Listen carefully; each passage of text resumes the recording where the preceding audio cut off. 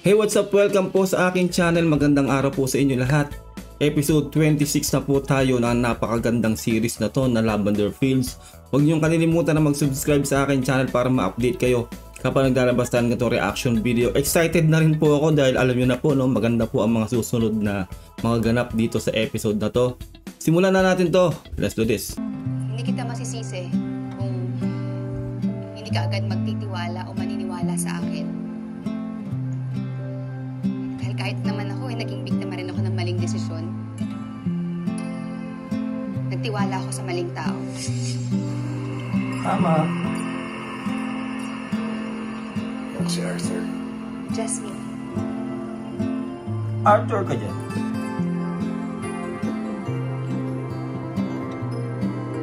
Dito lang mo ang buhay ni Jasmine. Yan pa rin ko.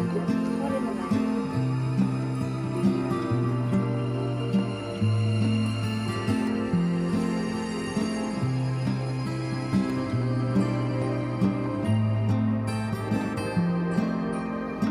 Malungkot ako. Magdala ako ng emosyon. Kahit sa yung nangyari sa atin, wala naman ibig sabihin yun eh. Aroy. Tayo nag-enjoy ah. Nagpunta ako dito para sabihin sa'yo na hindi na ako babalik. Huwag mo akong hanapin. Huwag mo akong mahalin. Huwag ka umasa. Tapos na tayo. Sakit naman noon.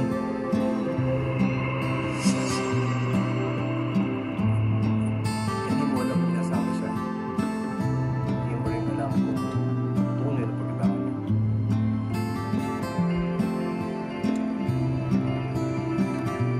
At dahil sa pagkakamaling yun, naging kabayaran. Nanay ko tsaka anak ko. Halika na. Kawawa nanay niya, grabe.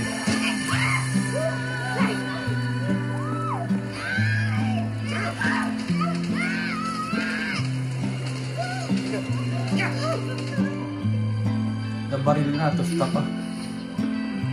Tapos wala pa yung anak niya, grabe. Kaya agent, naniniwala ako na hindi lang ako ang biktima nila.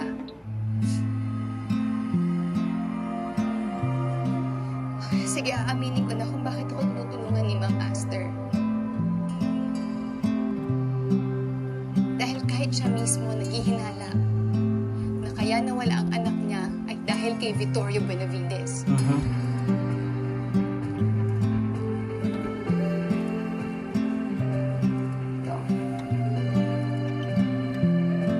Ano kaya yan, no? Siguro, nalaman ng anak ni Ma'am Aster yung sekreto nila, kaya ayun, biglang naglaho.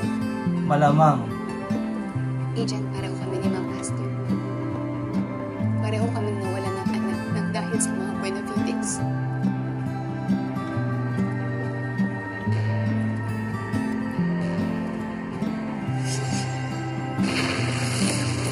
Oh, grabe. Yun pala nangyari. Sa mag-ina niya.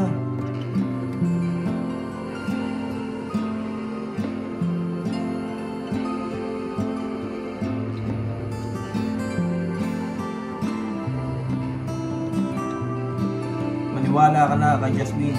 Bago na naman ang isip mo. Akala ko gusto mo mag-MBA. I think I'm gonna learn more from you, Dad. Who's What do you this? mean? I think I'm ready to accept your offer. That's great news. I miss you, Dad, and Heather? I'm ready to come home. And I want you home, my baby girl. Okay. So may kapatid pala si Iris.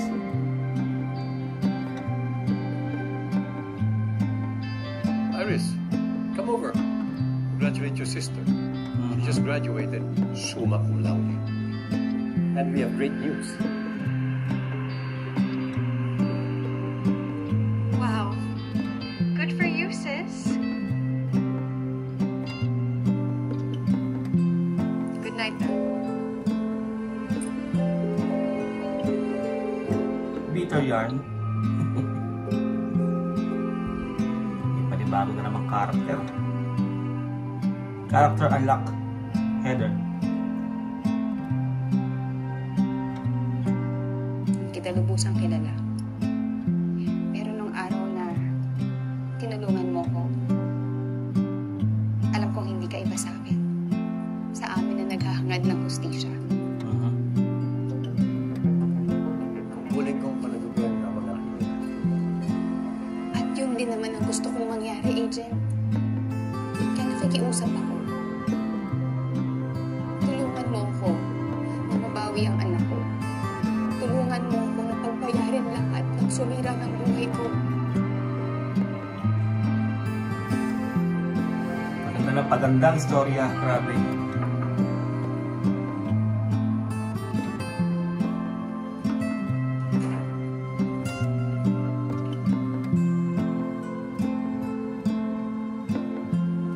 You're the older sister. You should be the bigger person.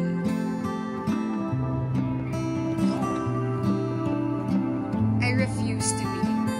I am my mother's daughter, and like my mother, I'm not fond of sharing. Not Okay. Tyrone, and not you. Anak ko kayo ni Heather. At mahal ko kayong dalawa. My relationship with her mother started long after my fully obligated. Okay. Half-sister.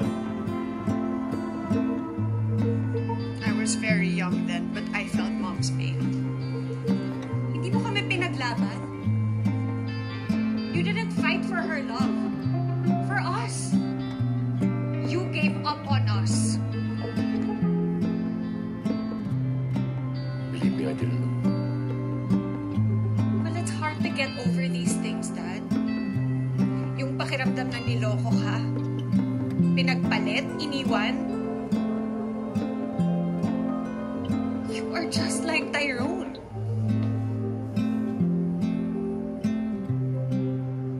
Alice, I know you're still hurting. I'm sorry. And I'm sorry about your mom. Hindi ako nakahilang tawad sa kanya before her passing. Kasalanan ko itong lahat. This is my sin, not Heather's. So give Heather a chance. Give this Tama. family a chance. Especially now that she's coming home. Home? This is not her home. This is my mother's home. This is my home. Inagaw lang ng kabit mo at ng anak niya. At kahit kailan hindi kami magkakasundo ng anak mo sa labas. Helen was not my mistress. At hindi anak sa labas si Heather. Whatever that, whatever you wanna call them. Basta para sa akin, lahat ng mga nanira ng pamilya, lahat sila mga kabit. At kahit kailan, hindi ako papayag. Kung hindi mo na ipaglaban si Mommy, then I'll fight for her. Laban sa lahat ng Jasmine sa buong mundo.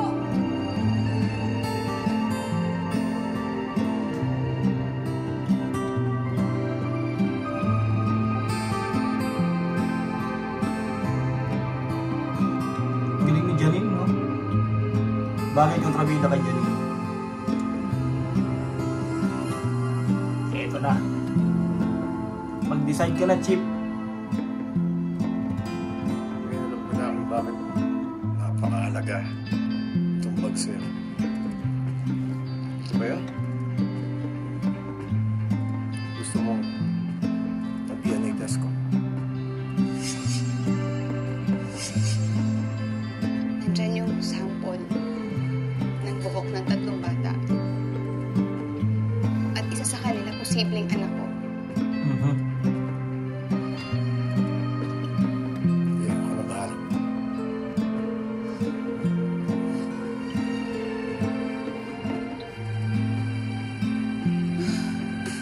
May kakampi na siya. Nice! Grabe ang istorya.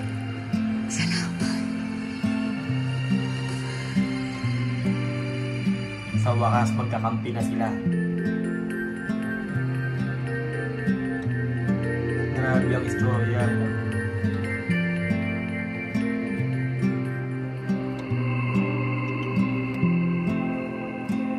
Ma'am, nakumbinsi ko si Agent Fernandez. Puprotektahan niya ang lihim natin. Ganun kadali.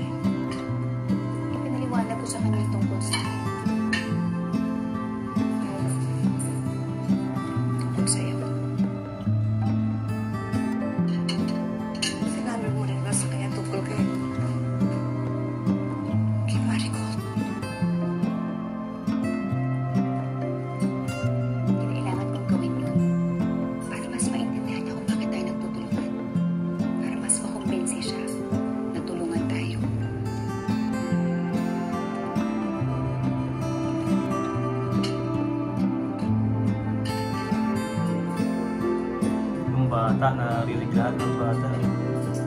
Yung Mira.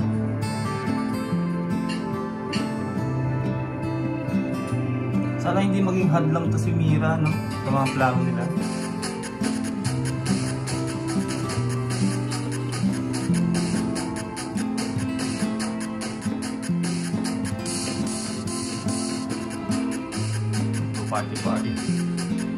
Party na naman siya.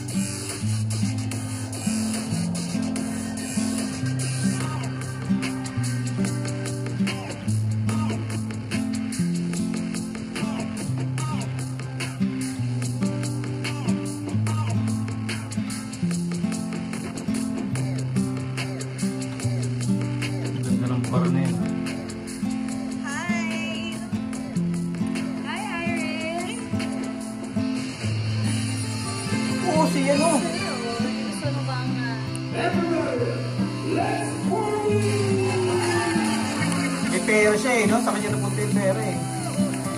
Dito kaya na eh. Hindi kulot eh.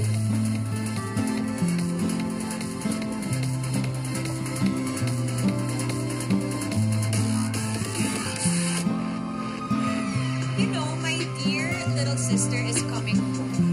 When? Kanina lang niya sinabi kay Dad, pero booked na pala siya. And Dad expects us to be okay, just like that.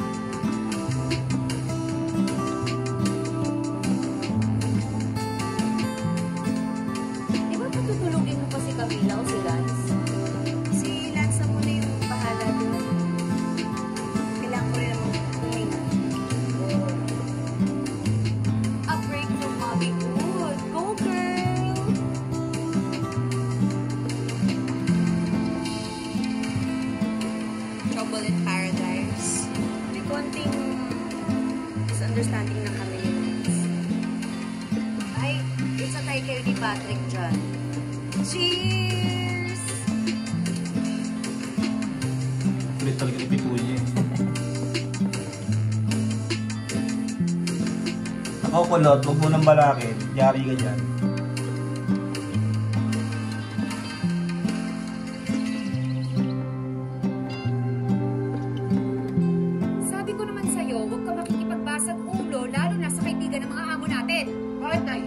Bakit na nakuha ng katulong at boy ako dito? Malaki ang utang na loob natin sa Buenavides. Ano ka ba? Hindi pwede hindi ako lalaban, Nay. Nandahin na sa utang na loob na yan. Bakit ba hindi na lang kasi tayo umalis dito? Ako nang bahala sa atin nila, Angel. O tapos ano? Kakalimutan mo yung pinangako mo sa tatay mo?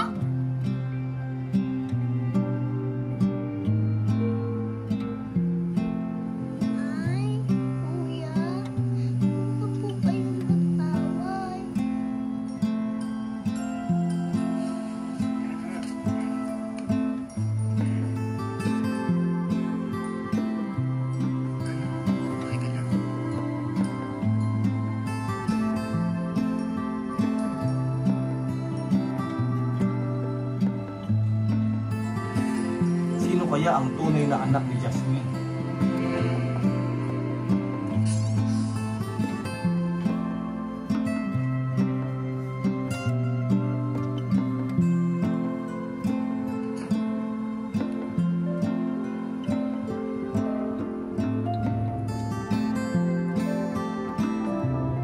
JP, sorry na pagalitan kita. Ayoko lang yung nasasaktan ka, napapaaway. Wala ako doon. Just want you to stay out of trouble. I apologize if I'm not the father you want me to be. But regardless of who I am, what I am, it doesn't mean I love you less. Because I love you, son. Why can't can't I just be with my mom?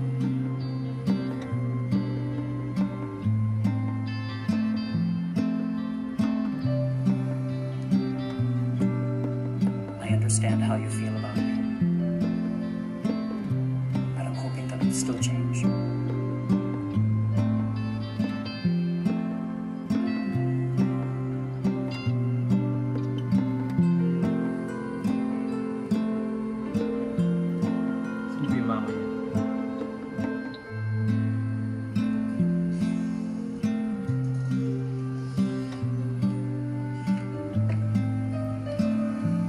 Spoiled brat.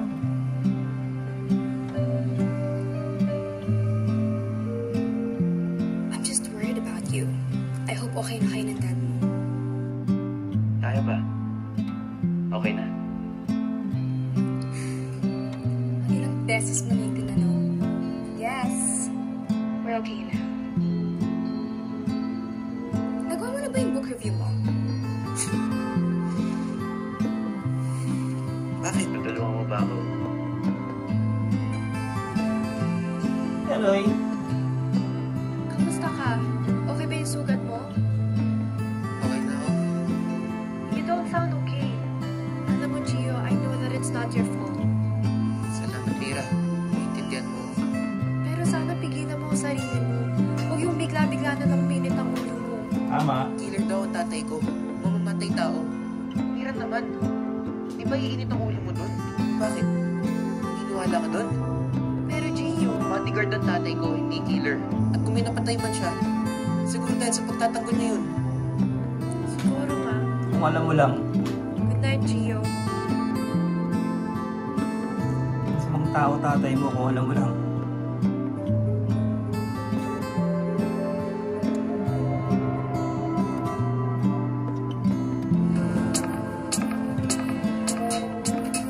Well, cheers to Patrick and his son issues. Cheers! Kami rin naman ni Harry, di kami perfect. So may perks din ang pagiging single. From single to zero worries. Bakit naman naging zero worries? Eh, di ba may mga problema rin si Iris? Yeah, the other woman in Iris' life. The half-sister, nakabet. Gosh, dami kaagawin, guys. Sorry na, pero buti na lang wala dito si Love. May something dun sa tables kay Miss Girl. Wala ba kayong napapansin na off sa kanya? Ikaw, Iris.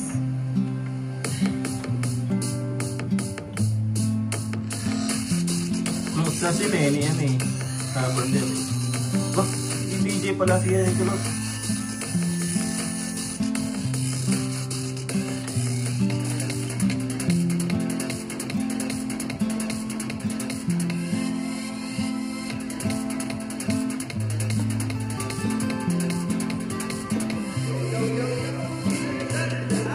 DJ siya.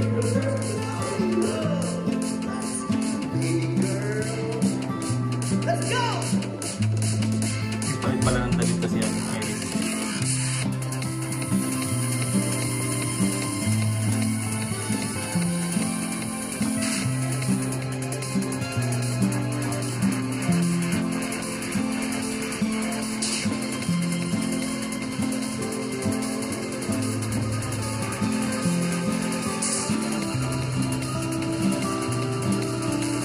Club Jet. Kamay ni Max yung nanay ko. Gusto kong bumantay. Hintay ko ba kayo sa pagkamatay ng tatay ni Gio?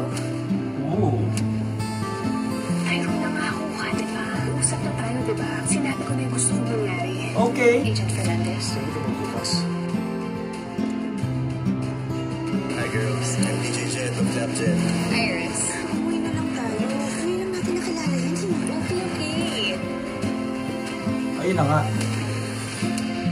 Grabe to si Tyrone, lahat na lang yata ng babae. Grabe yung asawa ni Chip, no? May connection din si Tyrone pala talaga. Pati doon sa asawa ni Chip. See you all sa susunod na episode dahil napakaganda na po ang mga episode na paparating. At huwag niyong kalilimutan na mag-subscribe sa akin channel. Ingat po kayo lahat. God bless and peace out. Bye.